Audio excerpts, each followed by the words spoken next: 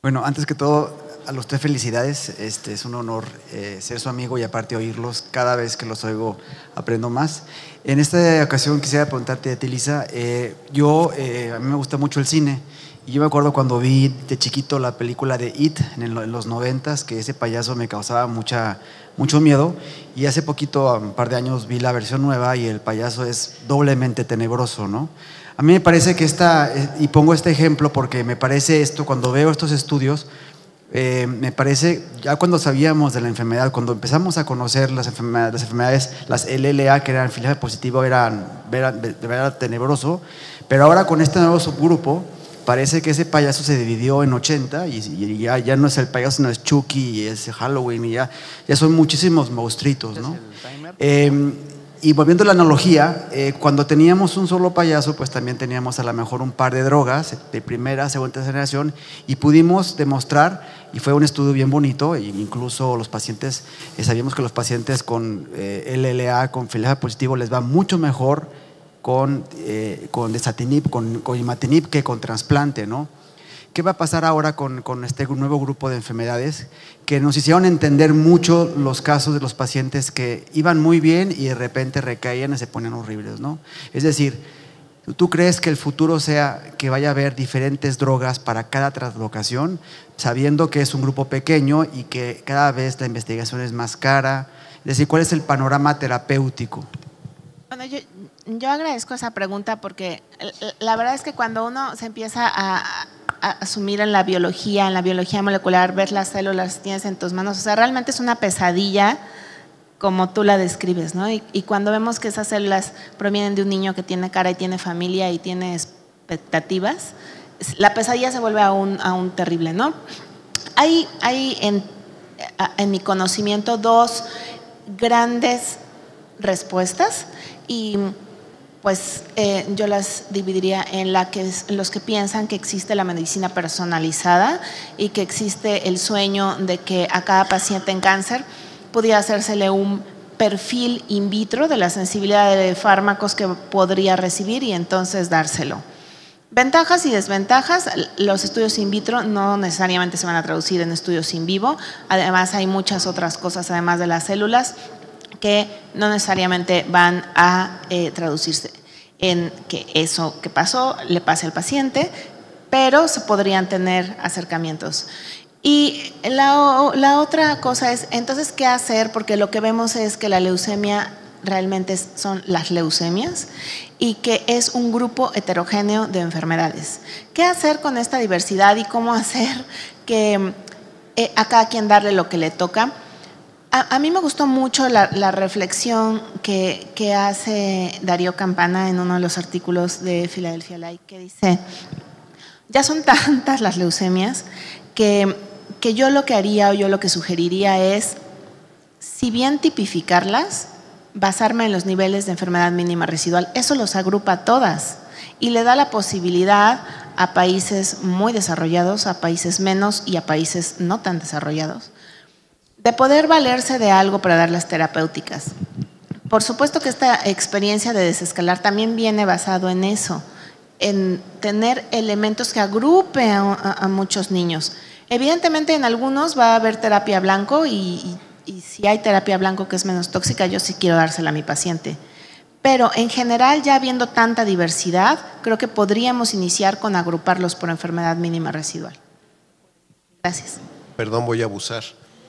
Y aquí el papel del seguimiento molecular, ¿cuál sería? El seguimiento molecular cae dentro de ese mismo agobio de qué va a pasar con ese niño, ¿no?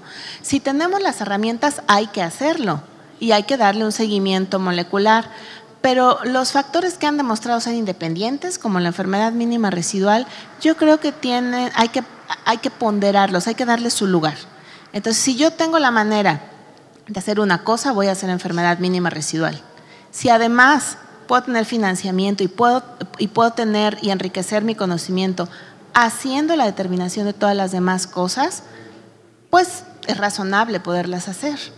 Pero yo creo que el seguimiento molecular hay que hacerlo basado en los factores estandarizados y que le van a dar un beneficio clínico al niño. Y además por supuesto que es apasionante conocer a este enemigo por todas sus fases, por supuesto, pero hay que empezar por lo estandarizado. Bueno, sí, ya. Esta pregunta es para Dinora principalmente, aunque cualquiera que quiera cooperar me va a hacer feliz también. Creo que se ha dicho mucho acerca de la enfermedad mínima residual, y entonces aquí el punto es que, no sé si me tocó en el AMOP pasado hablar de qué se hacía en México con mínima residual, y encontré desde la mitad no las hace hasta gente que hacía cada 8 semanas durante todo el tratamiento y todos los puntos intermedios de esta conducta, de manera que estandarizado no está en México. Creo que estamos caminando hacia allá, pero entonces la siguiente pregunta es, ¿cómo es la calidad de la mínima residual que nos están haciendo? ¿Quién está validando esto? Entonces sé de muy buena fuente que la técnica que están siguiendo en el hito ha sido validada, como lo has dicho en forma a nivel internacional, tanto por el Dana-Farber como el Boston's, creo que dijiste, y creo que Senju también está en ese proceso. Entonces sabemos que la que ustedes hacen es bastante confiable, pero el validarse por primera vez tampoco garantiza la permanencia de la capacidad, sino que esto tiene que ser revisado una y otra vez para garantizar que quien lo hacía lo siga haciendo como lo tiene que hacer. Entonces, y hay otros factores también, como, pues sí, ustedes están en el hito, pero yo estoy en Yucatán, entonces ¿qué pasa? ¿Y cuánto tiempo puede estar esa muestra en el traslado para que yo sepa que lo que me van a decir, aunque ustedes sean muy buenos, lo están haciendo con una muestra que es adecuada para ser estudiada? Y esto me lleva a la pregunta central, que es, ¿qué le tenemos que pedir al laboratorio que nos subroga nuestro gobierno estatal? Porque luego no tenemos nosotros la capacidad de escoger qué laboratorio nos lo va a hacer, sino que de repente nuestro sector salud es el que dice, bueno, pues subrogas aquí o subrogas acá o subrogas allá. ¿Qué le tenemos que pedir como mínimo en cuanto a quién les debe de validar y en cuanto a cuál es la vigencia de esta certificación de que lo que están haciendo lo están haciendo bien, y cuánto tiempo es bueno, el ideal es el menos posible, pero hasta cuánto tiempo puede durar nuestro traslado, porque se va a cuestiones tan específicas como no puedo tomar una muestra el viernes porque no va a llegar, ¿no? Entonces estos detalles de logística y de validación. Sí, claro, con todo gusto. Obviamente, pues esta es una problemática nacional, ¿sí? Y no existe una normatividad tal cual en otras áreas. Es decir, no podemos decir, está la guía internacional de citometría de flujo para enfermedad mínima residual, tampoco podemos decir, está la guía nacional, sigue la normatividad, no existe, ¿sí? Estamos apenas pues abriendo camino, estamos tratando de cumplir todas las buenas prácticas de laboratorio, y como les comenté, es un crecimiento que se ha venido dando pues en los últimos años por el auge pues que hay, por toda la evidencia que ya se mostró en los protocolos internacionales. Sin embargo, existe sobre todo un problema, que no estamos acostumbrados a hacer trabajos colaborativos. Obviamente, sí podríamos encontrar, por decirlo así, en el laboratorio más cercano, un equipo de citometría. Sin embargo, la citometría tiene muchos usos, no solo es para el paciente oncológico, ¿sí? La citometría se puede utilizar para pacientes con alguna inmunodeficiencia, para los pacientes con VIH-Sida, las subpoblaciones de linfocitos. Está todavía más estandarizado y hay más volumen de pacientes, pero a veces a los laboratorios o a los responsables de los laboratorios se les hace fácil decir, bueno, tengo un citómetro, me están pidiendo ese estudio, pues móntalo. Entonces ahí es donde entra el criterio, la ética o la falta de responsabilidad para decir, pues estoy capacitado, estoy entrenado. Puedo pensar, tengo un citómetro y ellos hacen citometría, que no es lo mismo. Entonces es una problemática compleja, como todo lo que implica el manejo del paciente con cáncer. Sin embargo, pues tenemos que empezar a trabajar en grupos. Este proyecto en el cual estamos ahorita trabajando, que es el proyecto MAS, es una gran oportunidad, mas no va a ser eterno, ¿sí?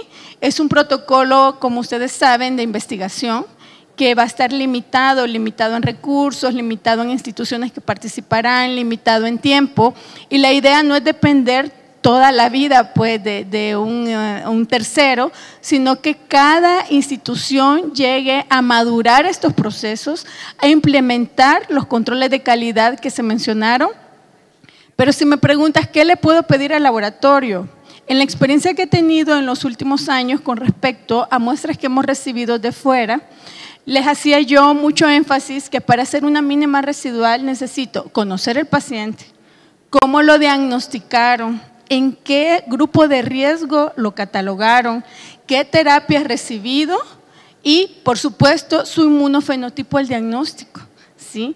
No es un estudio al azar que me mandan la mínima residual, métele el panel a ver qué sale, no se trata de eso, ¿sí? Se trata de una interpretación de acuerdo al diagnóstico inicial y sobre todo contar con la información del inmunofenotipo al diagnóstico para determinar y darle seguimiento a esos marcadores y más aún poder tener las gráficas. Porque si ustedes revisan la mayoría de reportes, les dan un informe, a veces sin diagnóstico, algunas veces solo les mandan obviamente el panel con los porcentajes y bueno, si le sabes o no le sabes yo ya. Y muchos de los resultados hasta ponen, esto es responsabilidad únicamente del médico, ¿sí? Y la verdad entiendo esa parte porque tal vez solo lo está haciendo el personal técnico. No pueden tomar ellos toda la responsabilidad. De hecho, en el hito una de las políticas es tener toda esa información porque obviamente sabemos el impacto que tienen las decisiones. Yo sugiero de que los que tengan acceso al recurso busquen el mejor institución, el mejor laboratorio confiable para poderlo enviar, porque a veces nos vamos por precio realmente, pero no sabemos, no consideramos si realmente es el estudio que necesitamos para nuestro paciente. La iniciativa del Grupo Más, obviamente estamos muy emocionados todos por el beneficio que puede tener a nuestros niños, pero sabemos que es un paso, un escalón, un peldaño, pero que la realidad nacional tiene que seguir y que solo nos tiene que servir para entender lo que significa trabajar primero en colaboración, porque ahorita ya son casi 15 instituciones que se van a involucrar en este proyecto, pero sobre todo poder empoderarnos para posteriormente no solo seguirlos haciendo en el hito, sino que se puedan como que realizar por zonas, porque no podría decir, lo ideal sería por cada institución, pero probablemente no va a ser tan fácil, pero sí por zonas para que podamos trabajar de la mejor calidad y la mejor precisión. Y lamentablemente esto no viene solo para citometría, es nuestra realidad, eso vivimos en banco de sangre, eso vivimos en biología molecular, eso vivimos en otras áreas de laboratorio, pero lo que nos compete ahorita es tratar de que, para empezar, los clínicos conozcan pues la precisión, porque si no saben la relevancia que tiene, cómo se hizo el estudio y que ustedes van a tomar las decisiones, pues tampoco van a exigir ni pedir ni buscar. Entonces yo creo que esto estamos haciendo de traer a estos foros, la parte diagnóstica es muy importante para crear conciencia. Segundo, darles a conocer que sí existen esfuerzos y proyectos en el cual pues sabemos hematólogos, sabemos oncólogos, hay de todas las áreas de enseñanza, de investigación, pero lo hacemos por el bien del paciente. Todavía no ha madurado porque realmente no hemos podido comenzar, pero esperamos que en los próximos meses se pueda lanzar. Muchas gracias. Sí, una pregunta para el doctor Romo. Dentro de todos los protocolos que nos mostró, por cierto, muy interesantes todos, ¿verdad? No, nada más en uno vi el uso de la tioguanina, que es un medicamento alterno bueno, efectivo. ¿Qué atención le merece este medicamento, doctor? De hecho, en varios de los grupos colaborativos se utiliza de manera como una opción, además de lo que es la mercaptopurina, por sus mismos beneficios o ventajas farmacológicas con respecto a la mercaptopurina, de biodisponibilidad, de la vida media es más corta, pero también hay que tener mucho cuidado con respecto a los efectos tóxicos, que por eso es que muchos de los protocolos han ido disminuyendo su uso, particularmente lo que es el efecto de hepatotoxicidad, es el que más precaución se debe tener en su utilización. Por eso es que probablemente usted va a encontrar, y por eso fue disminuida, en la que ya hay una tendencia hacia el desuso en ese sentido. La tasa de complicaciones asociadas a su uso con respecto a la mercaptopurina es mucho más alto y es más severo las consecuencias que puede tener este nivel. Tenemos un minuto para la última pregunta. Vamos a, doctor, no sé, bueno, a los demás, pero a nosotros nos llega mucho paciente al diagnóstico córtico-estropeado, paciente que ya recibió incluso a veces hasta bolos de metilprednisolona, Y yo creo que es algo que nosotros tenemos que considerar también pues como un factor muy importante en el pronóstico del paciente. Sí.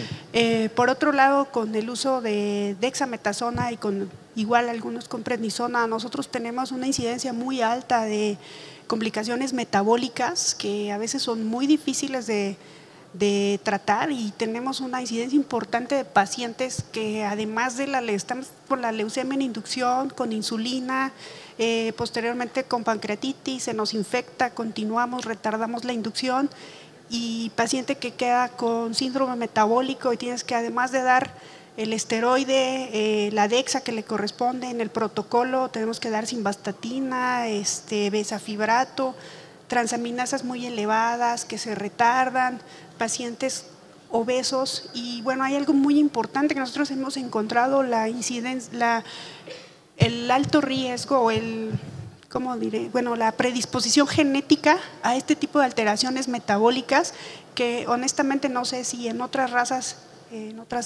se presenta, pero es algo muy, muy frecuente. Es casi de ley que el paciente que tiene familiares por los dos lados, materno y paterno, con diabetes, nos va a hacer este tipo de complicaciones que también pues se ven reflejadas en nuestra muerte temprana.